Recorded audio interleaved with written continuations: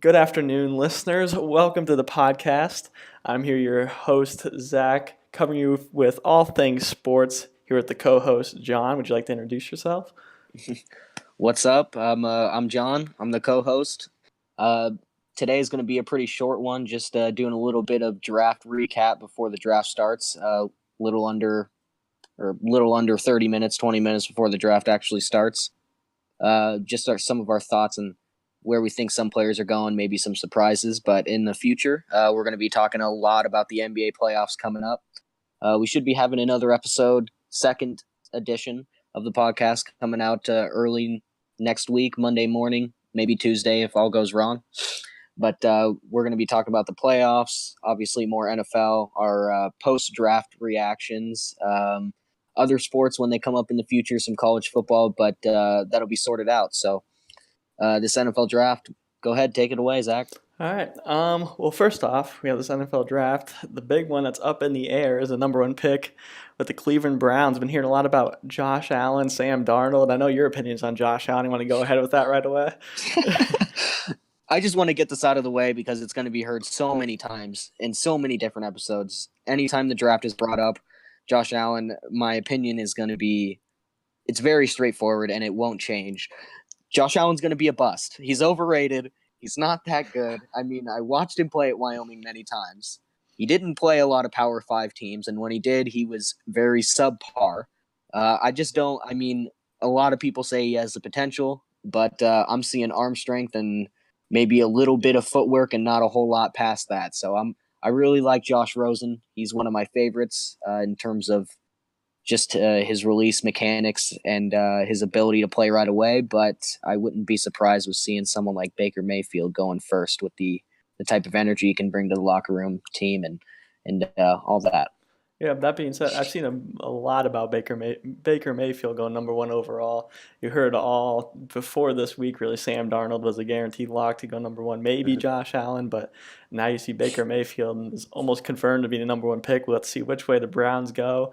But I think a team that holds a lot of it, the Browns can go any way they're going. You know they're going quarterback. I'd be very surprised, even though I personally think you couldn't go wrong taking Saquon Barkley after you trade for Tyrod Taylor. But the Giants Mhm. have a lot to play for here. They have basically anybody on the board. They have Saquon Barkley. They could go Sam Darnold if he goes down, or you could see even someone like Quentin Nelson go up. What do you think that the Giants are going to do with the number two pick? I think honestly, I don't think you could really lose with Saquon Barkley. Nobody could lose with taking Saquon Barkley. He's the best player in the draft, in my opinion. But I think after losing Jason Pierre-Paul and giving up or getting some picks for him, I think Bradley Chubb would be a very good choice at two.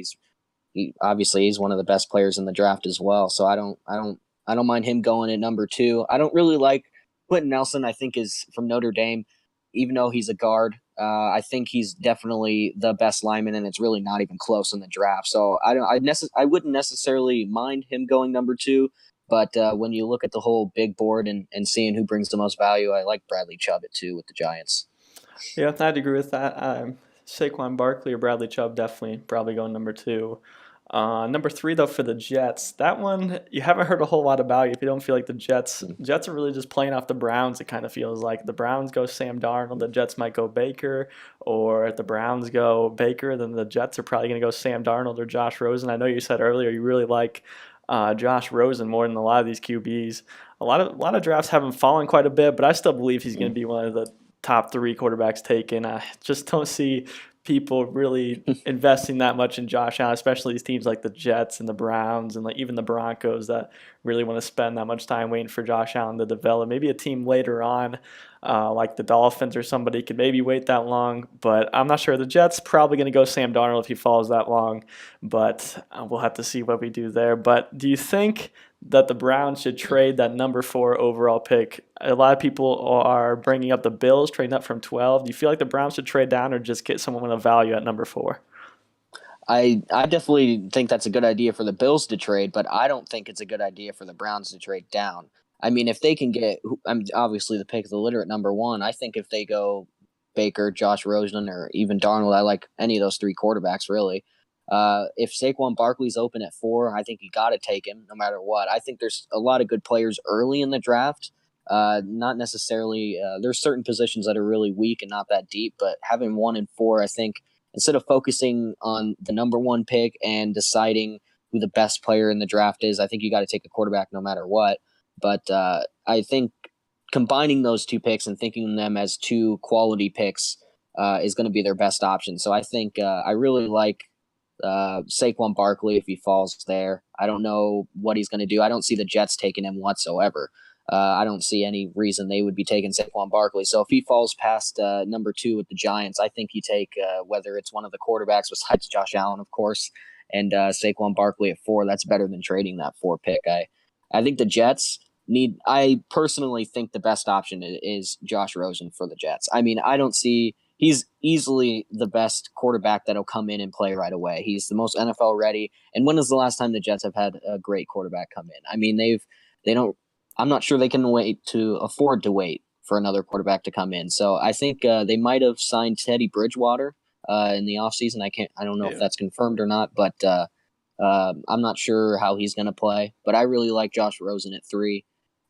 Besides that, the Broncos, I don't know if the Broncos are going to end up taking Minka Fitzpatrick or what they're going to do. I think Minka Fitzpatrick is the best safety in the draft for sure. I think he's really versatile.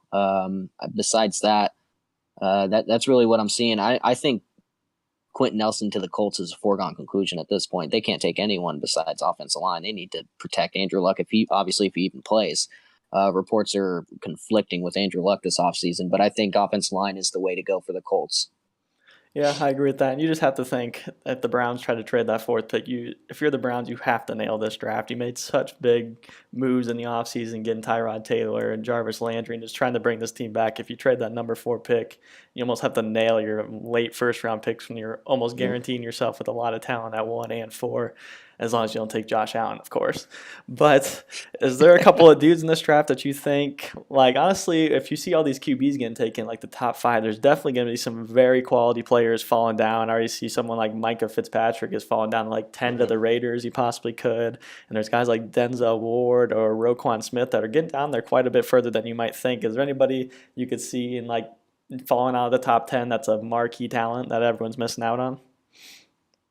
I'm not sure there's a lot of players that I think Derwin James could fall very far. I like him a lot at safety. Obviously, like I mentioned earlier, Fitzpatrick is the best safety, but Derwin James is equally as versatile there, and I like him at safety. But if a few teams end up passing on him, I could see him dropping pretty far just because I've seen many of these teams have very specific needs in what they want. So if somebody like Mike McGlinchey from Notre Dame or if um, Derwin James, I just mentioned him. If they don't get picked by these specific teams that they're being mock draft to, all this, I think they can drop pretty far. A lot of teams have their eye on 1, 2, maybe 3 guys specifically that they can get in the first round.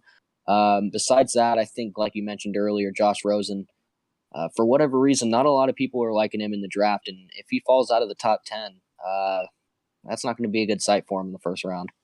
Yeah, I'd agree with that. And then there's also another QB I wanted to ask you about, Lamar Jackson. What do you see his like future in the NFL? You know he's a playmaker. He can scramble with his feet. And we've heard all this stuff about the Patriots really interested in him, but you never really know what the Patriots are thinking. Nobody speaks about the Yeah. Patriots. What do you see out of Lamar Jackson? Do you see him falling quite a bit or even out of the first round? Do you think he's a lock for the first round? I don't. It's a little. I wouldn't consider him a lock for the first round, but I'd be also very surprised if he didn't go in the first round. A lot of people are focused for some reason on him playing wide receiver, or I've even seen tight end, which is nuts to me. But I actually really like him. There's this preconceived notion about him that he's just running everywhere and he's just sprinting around, throwing it on the run. But I don't even think he really hasn't been, especially a senior year where it was a rough season for Louisville, but and he didn't win the Heisman. I mean, it wasn't the same type of season that he had when he won the Heisman. But I thought he got a lot more poised as a passer specifically. He wasn't as inclined to just run as soon as there was a lane. I think he can use his legs. He's basically another running back out there. So I think he's got a little few mechanical issues he needs to fix up. But if he goes to the right team, say he drops somewhere like the Saints or something like that, the Green Bay Packers. I don't know if the Packers would even take him considering they have Aaron Rodgers, but somebody he can sit behind and someone he can learn from not even doesn't even have to be a 3 year deal. Just someone to sit behind for a year or so, learn some few things. And I like him a lot. I don't think he'll win Rookie of the Year, and I'm not sure he's going to be All Pro the first half of his career. But I think if he gets to the right coaching staff and he gets to the right situation, I think he can flourish.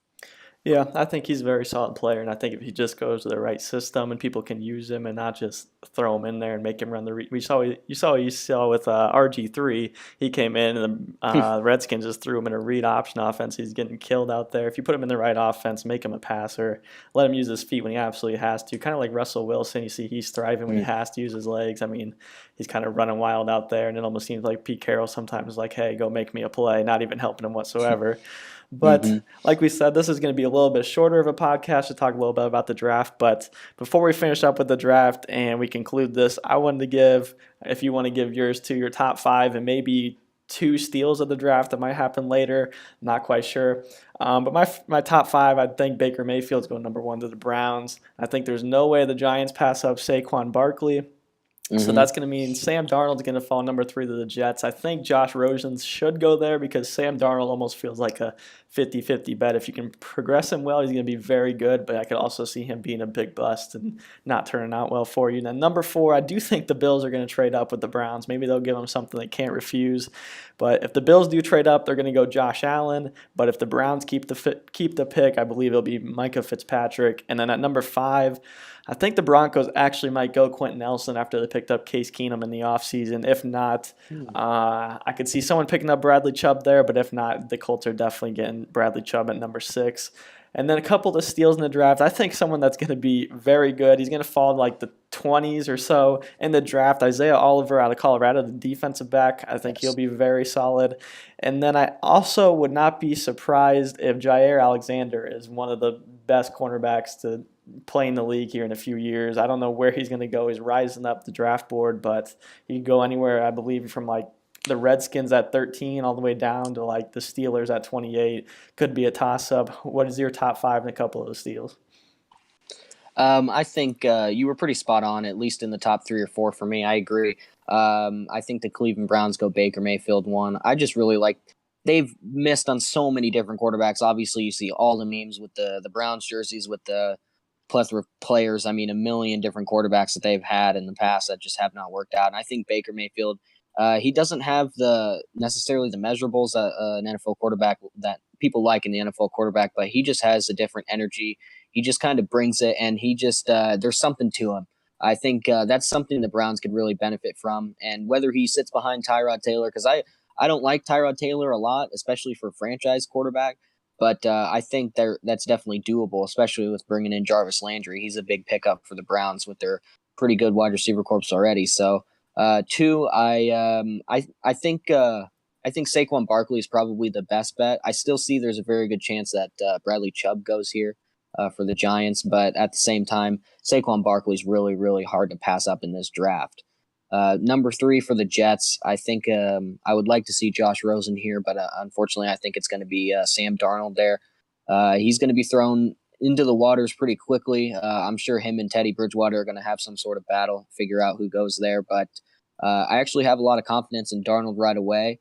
I'm not sure if he'll end up getting that starting nod, but I think he'll be good as well.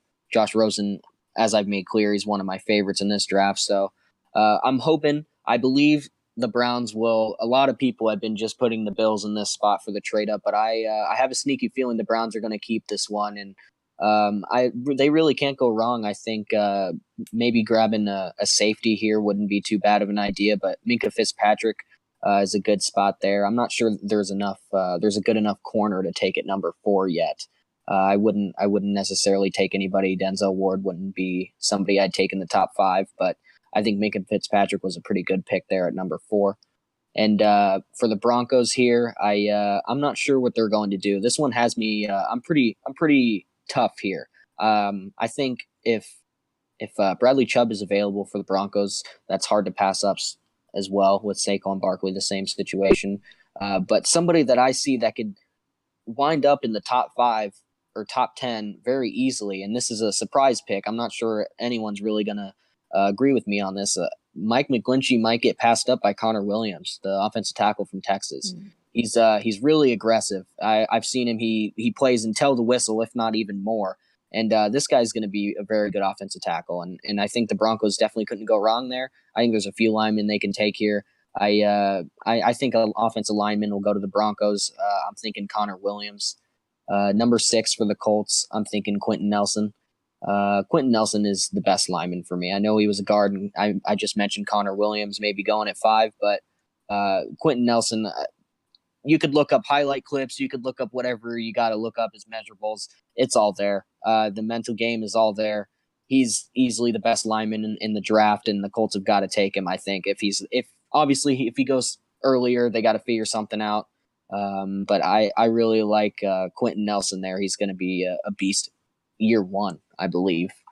Someone that I can see really late in the draft coming up. I did like your pick. I did like that corner pick that you chose. That was I don't think a lot of people are paying attention to him. I'm hearing Denzel Ward and Josh Jackson and Jair Alexander, like you mentioned, but yeah, I think Isaiah Oliver is going to be pretty aggressive. He's not the tallest guy out there, but I do like that as well. My pick for somebody who's going to jump up the leaderboards, I think somebody that's going to come in late in the draft, but they're going to be a little bit of a surprise. I think that DJ Moore from Maryland is going to be a quick pickup. I like Calvin Ridley as the best wide receiver. Christian Kirk from Texas A&M is he's not my favorite, but DJ Moore is electric. He's not really tall, but he can return. Can do the return game. He really can make anybody miss on the field. He's quick. He has good hands. There's a little bit of injury history there, but I'm not sure it's chronic injury history. So besides him, I see Ronald Jones being a really good running back from USC. I really like him a lot. Maybe second round running back there, so I wouldn't be surprised if he falls a little bit. Not a lot of running backs. That's not a popular position in the first round, but those would be my 2 guys that I'd be looking for late in the first. Yeah, going up for receiver, I also think Anthony Miller could be really good, but you've seen he tested positive for whatever it was at the draft combine, but whatever, like everyone says, they say, well, they didn't know anything about it. We'll have to see what happens with him. I think he could be pretty decent, but that's basically all we're talking about today on Monday's podcast. We will be bringing out a lot of the NBA playoffs. For you guys that don't really know us, since this is our first podcast, we watch a lot of basketball, NBA, college basketball, even college football, especially NFL. We tune in the soccer too. We might talk a little bit about Champions League, World Cup, whatever you guys are interested in. Whatever you guys are interested in, we could definitely talk about it. We watch sports all the time. So that's just some things to look forward to. But I thank you for joining me on this first podcast. I don't know if you have anything else you want to say before we go. I really covered most of it. I think you brought up a few points I wasn't really thinking of, so I'm getting a little excited for the draft coming up here in a few minutes. But I'm excited for Sunday. The NBA playoffs is going to be really in depth. We're really going to go series by series by series. It's going to be a lot of analysis, and we're obviously going to bring in some predictions. So we'll see how we do there, and that's going to be a big episode. So be sure to tune in for sure. All right, thank you guys for listening. We'll see you guys on the next podcast. All right, thank you.